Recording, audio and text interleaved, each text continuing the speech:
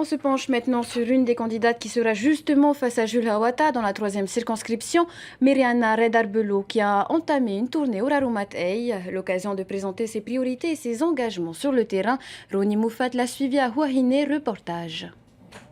Myriana Red-Arbelo, candidate du Tavini dans la 3e circonscription, a débuté sa tournée au centre-ville de Faré. Une rencontre avec la population qui lui permet de mieux comprendre leurs attentes pour les prochaines élections. Le plus important, comme tu dis, c'est d'aller à leur rencontre, d'écouter leurs problématiques parce que quand bien même nous sommes parlementaires au national, nous pouvons aussi aller voir le maire, aller voir les institutions du pays pour parler de leurs problématiques. C'est aussi notre rôle. On n'a pas de route. Qui dit pas de route, pas d'eau, pas de courant, pas de réseau téléphonique.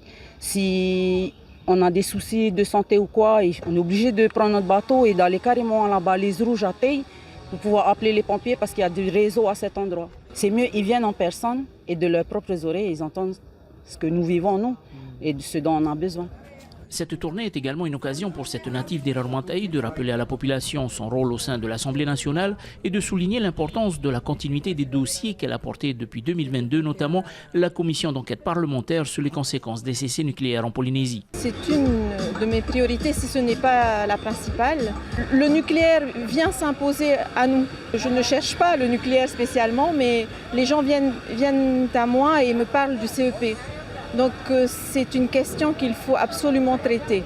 La visite de la candidate du Tavini à Huahine lui permet de renforcer ses liens avec les habitants de la 3e circonscription, une des étapes clés pour consolider sa candidature et gagner la confiance des électeurs. Je pense que j'ai un réel avantage en étant la députée sortante, donc j'ai un bilan à présenter et je peux dire que du premier jour où j'ai été députée jusqu'au dernier, j'ai travaillé, tout simplement.